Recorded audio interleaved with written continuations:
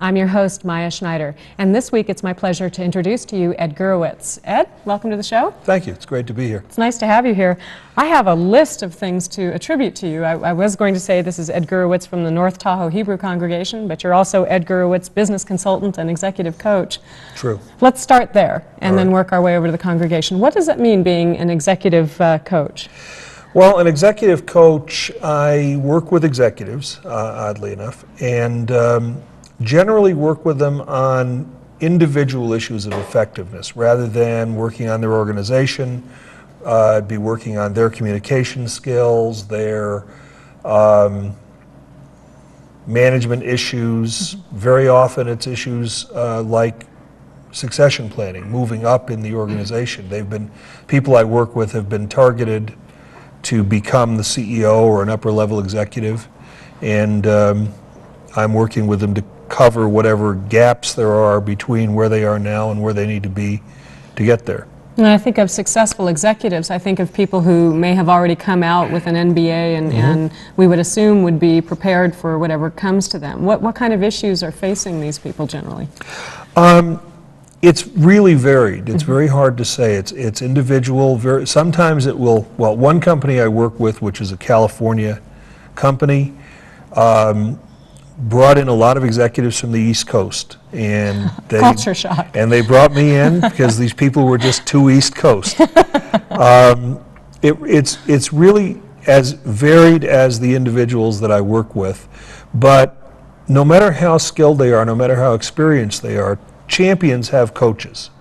You know, if you watch the Olympics, you saw that almost everybody had a coach. I can't remember the name of the figure skater that decided to go without a coach. At the risk of sounding self-serving, it didn't turn out well. And generally, the more competent, the more advanced people get, the more they realize the need for someone from the outside that they can talk to, that they can work with. And the other thing is, the higher up you know, that it's lonely at the top, but it really is. And the higher up you get in an organization, most of my clients are CEOs, and they don't have anybody to talk to. Everybody they talk to has an agenda, or is worried about talking to them, or is afraid to talk to them, and it helps them to have somebody on the outside who has only their interests at heart. And understands them. And understands them, exactly. A coach is somebody who takes on the client's commitments rather than having any commitments or agenda of their own. How is it that you get to build this rapport, this trust? What's your background so that when you walk in, they feel an affinity with you? It's really, a lot of it is chemistry. It doesn't work with everybody. And the biggest single selection factor actually is how well the person and I hit it off. Yes. I just came back from Kansas City, where I spent 2 days with the CEO of a large pharmaceutical firm. And we spent those 2 days talking, having lunch together. We went to a baseball game together. We talked about his family. We talked about his company. We talked about his relationship with his board. And at the end of the 2 days, it was pretty clear we could work together. Sometimes, rarely, it's not. In addition, I'm a psychologist by training. I was a psychotherapist for many years. Not that coaching is psychotherapy, but it does provide some skills and some background. And I've been a management consultant, organizational consultant, and executive coach for about 25 years in a variety of industries. So I have to establish my credibility, but generally speaking, I've got enough experience that I'm fairly credible. And you walk in with some good credentials. Right, and I dress well. That helps. Now, when you were in Kansas City, did you go to Arthur Bryant's? No, no, but we went to KC Masterpiece Barbecue. and found out where the bottles come from. That's right. Right. I've always had a question for people who work in organizational design, organizational development. You are charged with coming into an organization and helping them shift from current patterns sometimes into new ways of thinking. Right. How do you develop new ways of thinking? How do you stop from becoming stale? A lot of ways. One, I have coaches. I have other people that I work with. And I'm in a constant, and I don't mean to sound pretentious about this, but I'm in a pretty constant development process. I work with a company in Boulder that specializes in communication. In addition to working with them with their clients, I'm also doing one of their programs beginning in June. I'm doing a year-long personal development program.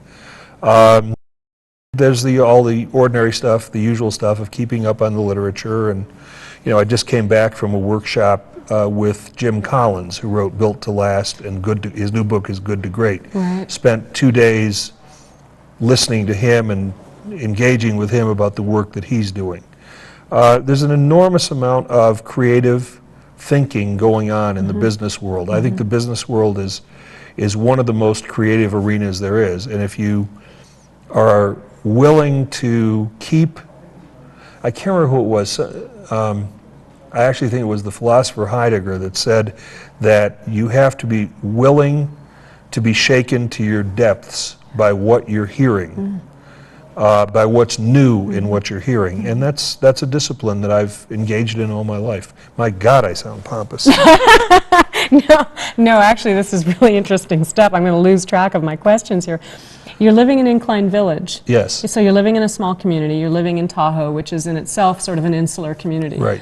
How do you keep that global perspective when you're working with global companies? Well, today, where you live really doesn't matter. I'm on the internet all day. I'm doing research. I'm literally in constant communication with, I have one partner in San Diego. I have people that I talk to or in email with in Scotland, Sweden, Israel, Hong Kong, and I've worked in all these places. Part of it for me also is over the years I've worked pretty much all over the world with both U.S. and foreign companies. And I stay in communication with those people. The usual same stuff everybody does. I subscribe to a dozen, newsletters and news services and all that, and you do your best to keep up. And you get to live in Tahoe. And I get to live in Tahoe, which people often, I tell people two things about that. One, it's a dirty job, but somebody's got to do it. But then they ask me why I live in Tahoe, and I tell them for the same reason that rock stars date supermodels. Because they can. Because they can, exactly. That's not the analogy I always hear, but it's much more pleasant on TV. Yes. You've written 2 books. You've had one published. You're working on the other? The other, yeah. I published one. I think I should publish a book every 30 years. So my first book was published in 1968. Okay. And my next one is coming out when I get the time to finish it. All right. And what's the book you're working on right now? Well, it's called Growing Up, It's Not Just for Kids Anymore. And it was really stimulated in part, my kids will kill me for this. I have two sets of kids. My older kids are 30, she'll really murder me, 35 and almost 30, and my younger kids are in their early 20s. Right. And I saw a huge difference between those 2 sets of kids in the growing up process. They grew up in very different times. They grew up in very different times, and I think that's the key to it. I think something happened, and I put it around the Vietnam War era. Yeah. Something happened that essentially killed personal responsibility. Yes, yes. When did that happen? I can't give you a date, but it was somewhere around, I think for those of us, for everybody, for the people who went to Vietnam and the people who didn't, the thing was so off. It was so difficult to comprehend why we were in that war, why we couldn't get out, And it was the first war since forever that didn't end up with a clear victory. Yes. Yeah. You know, the joke is we declared victory and got the hell out. Right. But it wasn't a victory. And it wasn't a victory for the people who didn't go, because their goal was really to bring some sort of their idea of justice and morality to it. And it was an argument in which everybody was right. Yes. Yeah.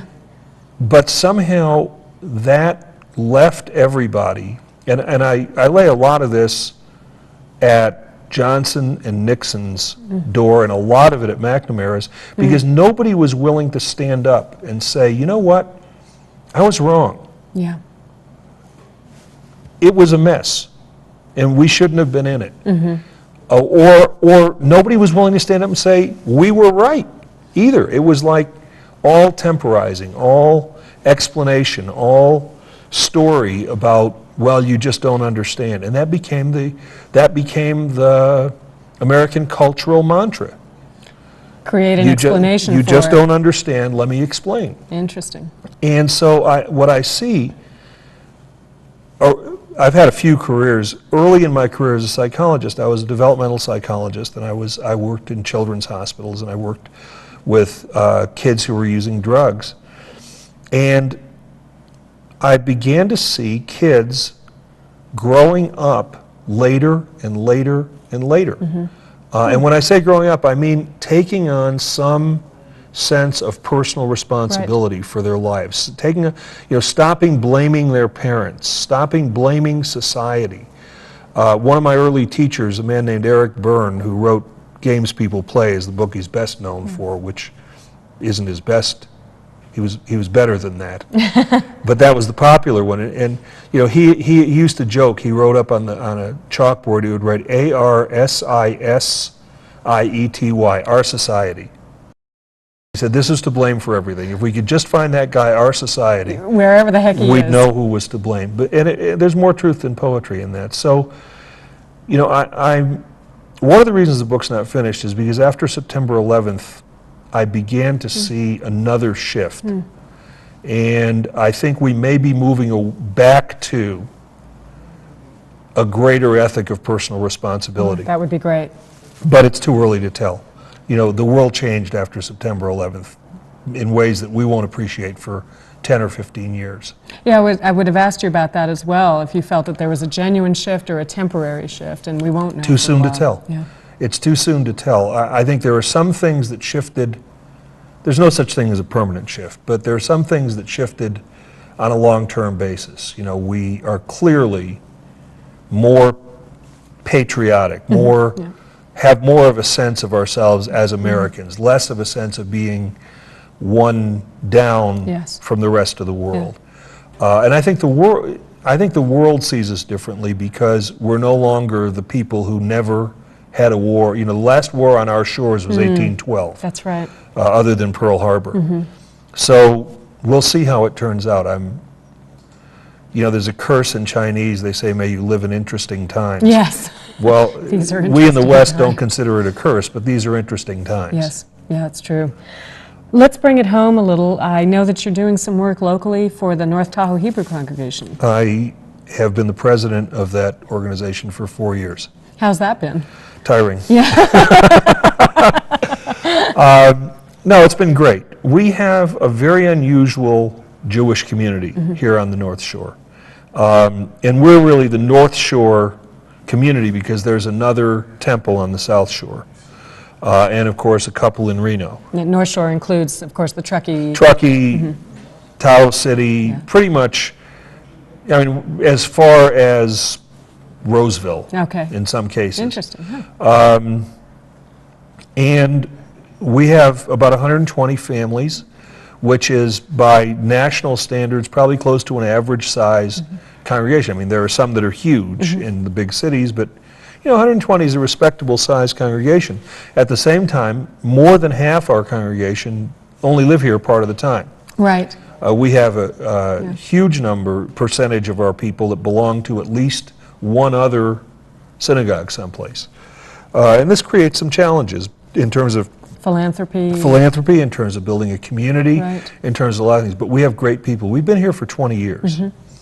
And we were started by a very small group of people, most of whom are still here, who just began meeting in each other's homes. Yes.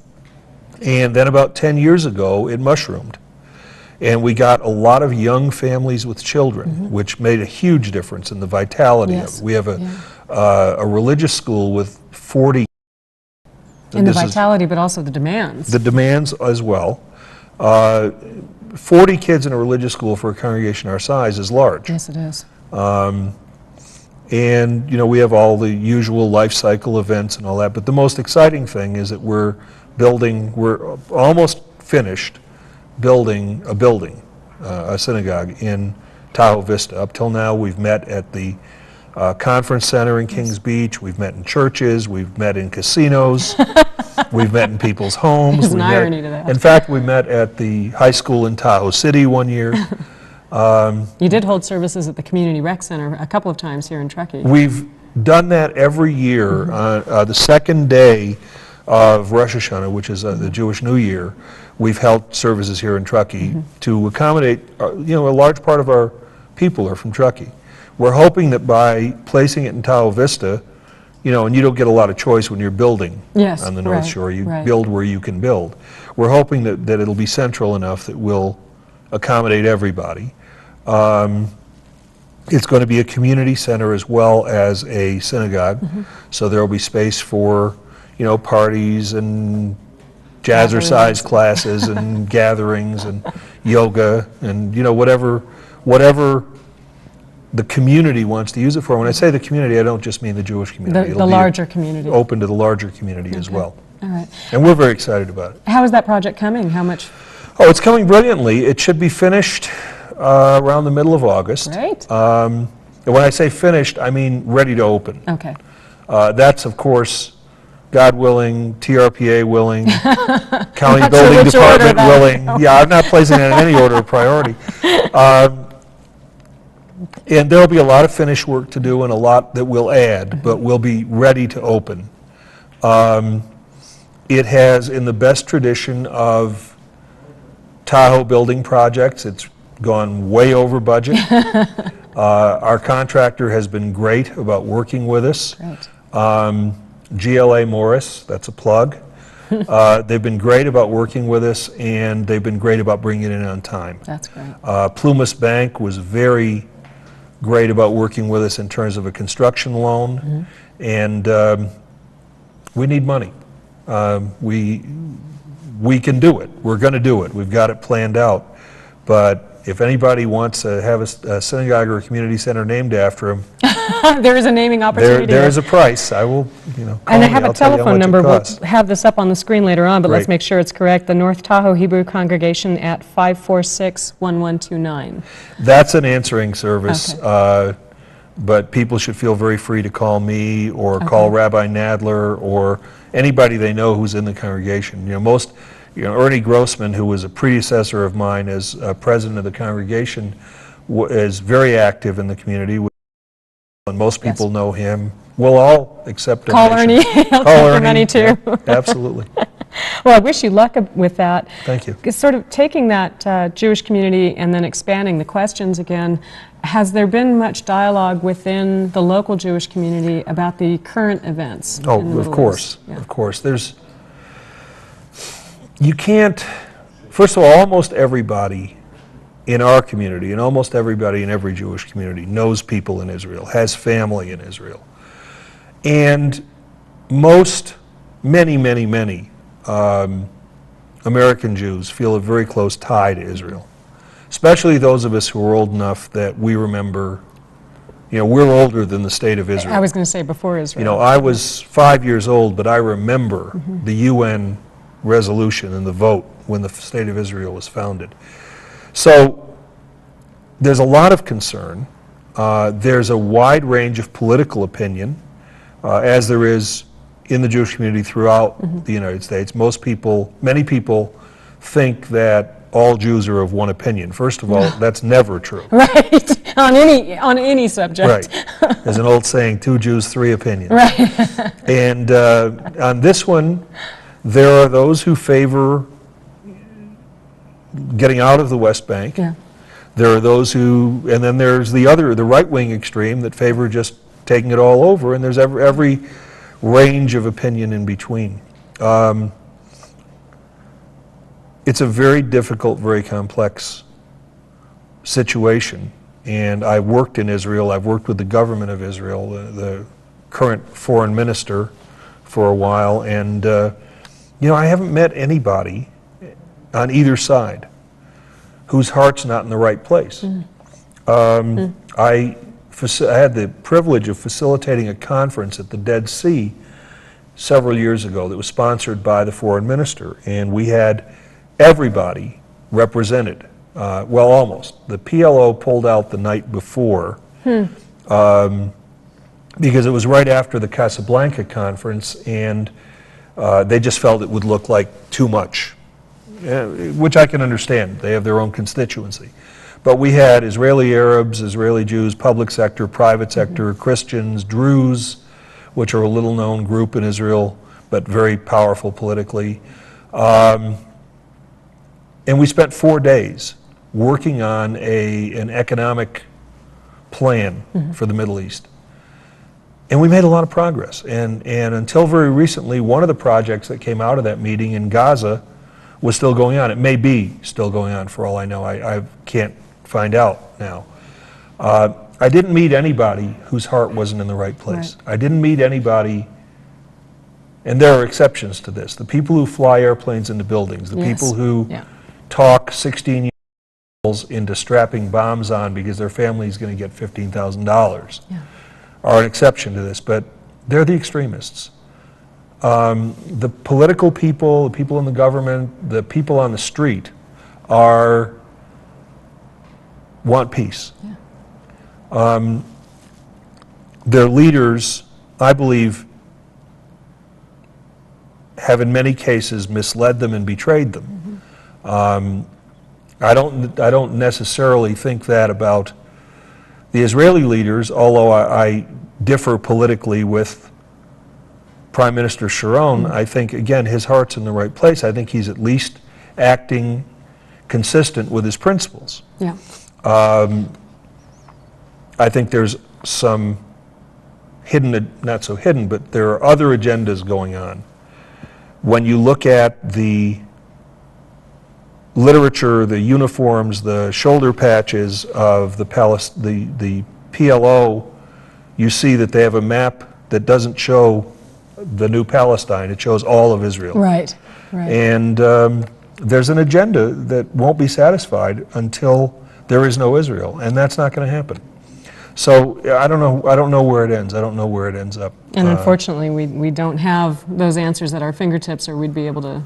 I think there was a time. Share those. There was a time when it could have been solved. Okay. And the greatest tragedy, I think, was the assassination of Yitzhak Rabin. Because that just derailed the whole process. And that's unfortunate. But to get back to your question, yes, people here are very concerned. We're in touch with people in Israel, and you talk about it. We talk about it. Have a dialogue. That's what we do. I wish we had more time to talk about it and you and your books and everything you're doing. Well, thank you. I certainly wish you luck, and thank you so much for being on. Well, thank you, and I just want to say again that if I've got 2 more seconds, if we really are open to membership from anybody in the Jewish community on the North Shore. People sometimes say to me they don't join because they don't like organized religion, and I tell them you should come see us. We're not organized at all. Right. But we're very open. We're both religiously and philosophically to all views, and we'd love to have new members and people to help us with our building. So I appreciate the opportunity to be on your show and spread that message. Ed, thank you so much for being on the show. Thank you. It's my pleasure. It's been a pleasure having you. I want to thank Ed Gurowitz again for being our host on today's Truckee Talks, and we'll be back in just a minute with upcoming events, so stay tuned. And welcome back to Truckee Auditorium. This Rodgers and Hammerstein classic has been faithfully produced by director Peggy Belk and features a great cast. If you've never been to a high school play in this town, you're missing something, and this year is no exception to that rule. The play finishes its run May 17th and 18th, and tickets are available at Four Seasons Flowers and Gifts or at the high school library. Also, Saturday, May 18th is Kids Day at the Truckee Community Center. This free family resource fair runs from 10:30 until 3 p.m. and will feature activities, entertainment, raffles, and information on family resources. Contact the Sierra Nevada Children's Services at 587-5960. Also on the 18th, the first annual Monte Carlo night, sponsored by the Truckee Sunrise Rotary. Gamble with funny money, bid at auctions, and maybe come away with the grand prize, a week in Puerto Vallarta. Tickets are $21 in advance, $25 at the door at the community center. Call 587-4099 for more information. Windows in History is back and better than ever. This annual celebration takes a peek at Truckee's past through guided tours, photo displays, and live characters from the past and present touring the streets. Windows on History will run Saturday, May 18th and Sunday, May 19th in downtown Truckee. And be sure to watch out for the railroad regulators while you're there. The Truckee Home and Building Show returns to the Truckee Tahoe High School Memorial Day weekend, Saturday the 25th and Sunday the 26th. A $3 admission gets you in the door to see everything you need to build or remodel your home. Call 587-3477 for more information. If you'd like to have your event featured on Truckee Talks, or maybe you have an idea for a possible guest on the show, please email me at Ms. Maya, that's M-I-Z-M-A-I-A, at AOL.com, or call the TTC TV studios at 582-1194. That's it for this week. We want to thank again Ed Gurowitz for joining us on today's show. I'm off to Boston for a week, so we'll see you in 2 weeks on Truckee Talks. We'll see you then.